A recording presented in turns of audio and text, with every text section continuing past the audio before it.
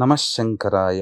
చాలామందికి ఉన్నటువంటి కన్‌ఫ్యూజను ఈ ఏప్రిల్ 19వ తారీఖు రోజున, 20వ తారీఖు రోజున అక్షయ తృతీయ ఎప్పుడు? మనకు దగ్గర ఉన్నటువంటి ధర్మసింధు గ్రంథాల ప్రకారం, పరాశర సంహిత, పరాశర స్మృతి ప్రకారము ఈ అక్షయ తృతీయ 20వ తారీఖు రోజున జరుపుకోవడమే మనకు సబబుగా ఉంటుంది. కారణం ఏంటంటే 19వ తారీఖు రోజున ఉదయం 10:38 వరకు విదియ తిథి ఉండి, తదనంతరం తదియ వస్తుంది.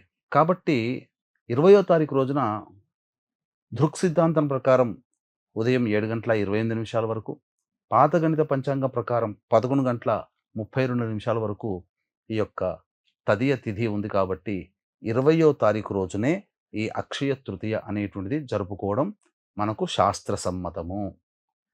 కాబట్టి ఈ యొక్క అక్షయ తృతీయ రోజున మనకు మిథున లగ్నంలో గురువు ఉంటాడు.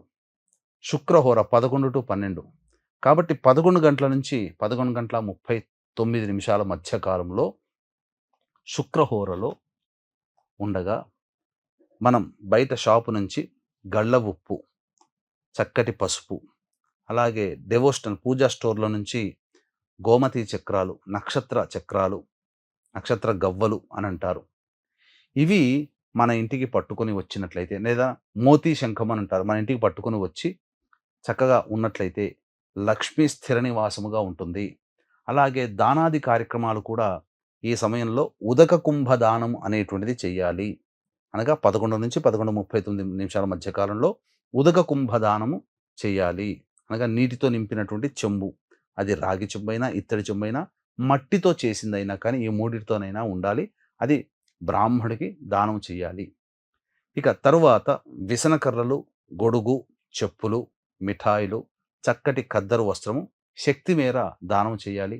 అంతేకాకుండా అవసరమైనటువంటి వాళ్ళకి ఎవరికైనా కానీ ఈ యొక్క అక్షయ తృతీయ రోజున ఈ చెప్పిన విధంగా ఆ సమయంలో దానం చేసినట్లయితే చాలా పుణ్యాన్ని మనం సంపాదించుకున్న వాళ్ళమవుతాం.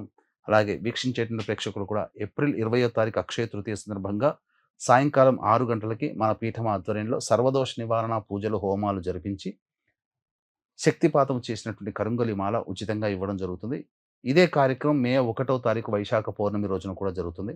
కాబట్టి 20వ తారీఖు రోజున మధ్యాహ్నం 3 గంటల లోపల ఈ యొక్క కార్యక్రమంలో మీ గోత్రనామాదులు నమోదు చేసుకోవచ్చు.